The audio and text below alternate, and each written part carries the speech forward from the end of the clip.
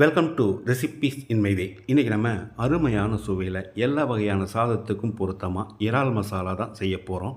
சப்புக்குட்டி சாப்பிட்ற மாதிரி மிருதுவாக இந்த இறால் மசாலாவை எப்படி செய்கிறது, இதுக்கு தேவையான பொருட்கள் என்ன பார்க்கலாம் வாங்க. 3/4 கிலோ இறால் வாங்கியிருந்தேன். இதை க்ளீன் பண்ணி எடுத்த பிறகு 350 கிராம் தான் இருக்குது. இதில் 1 டீஸ்பூன் உப்பு, 1/2 டீஸ்பூன் மஞ்சள் தூள், 3 டீஸ்பூன் மிளகாய்த்தூள்,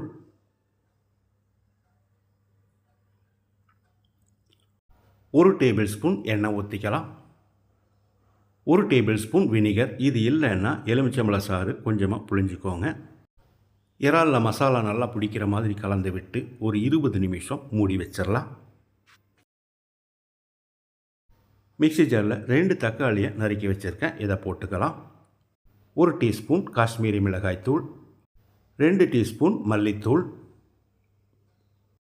1/2 டீஸ்பூன் கரம் மசாலா, 1/2 டீஸ்பூன் மிளகுத்தூளையும் சேர்த்து பேஸ்ட்டாக அரைச்சி எடுத்து வச்சுருக்கேன்.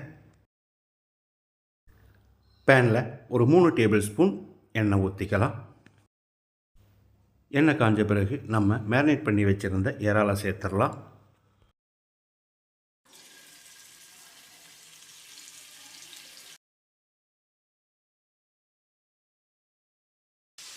அளவான தீயில ஒரு 2 நிமிஷம் இது வேகட்டும்.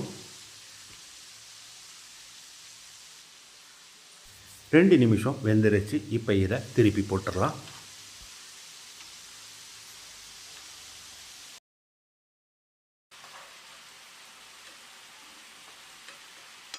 திருப்பி போட்ட பிறகு 1 நிமிஷம் வெந்தாலே போதும். ரொம்ப நேரம் வேக விட்டோம்னா ரப்பர் மாதிரி ஆயிரும். இப்போ இதை எடுத்துடலாம்.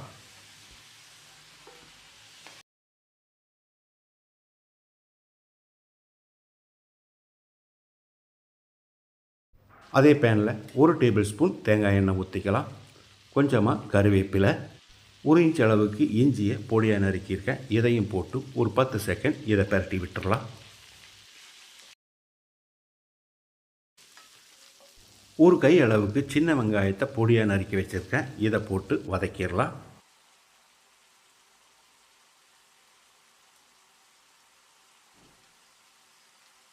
வெங்காயம் நல்லா வதங்கிருச்சு. நம்ம அரைச்ச மசாலாவை ஊற்றிடலாம்.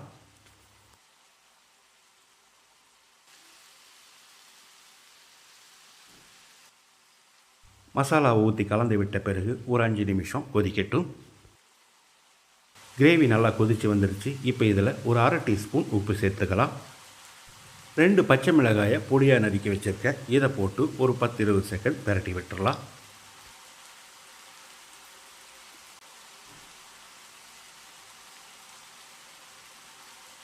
இப்போ இதில் நம்ம ஃப்ரை பண்ணி எடுத்து வச்சுருந்த இறாலை சேர்த்து கலந்து விட்டுடலாம். அளவான தீயில 1 நிமிஷம் இதை நல்லா பிரட்டி விடணும். அதாவது இந்த கிரேவி திக்காகிற வரைக்கும் பிரட்டணும். இந்தளவுக்கு ட்ரை ஆனது போது இப்போ ஸ்டவ் ஆஃப் பண்ணிடலாம். அருமையான சுவையில் ரொம்ப சுலபமாக நான் செஞ்சுருக்கிற இந்த இறால் மசாலாவை இதே மாதிரி இதே அளவுகளோடு நீங்கள் செய்து பாருங்கள். இந்த வீடியோ பிடிச்சிருந்தால் லைக் பண்ணுங்கள், கமெண்ட் பண்ணுங்கள், ஷேர் பண்ணுங்கள். சப்ஸ்கிரைப் பண்ணாதவங்க சப்ஸ்கிரைப் பண்ணுங்கள். மறக்காமல் பெல் பட்டனை கிளிக் பண்ணுங்கள்.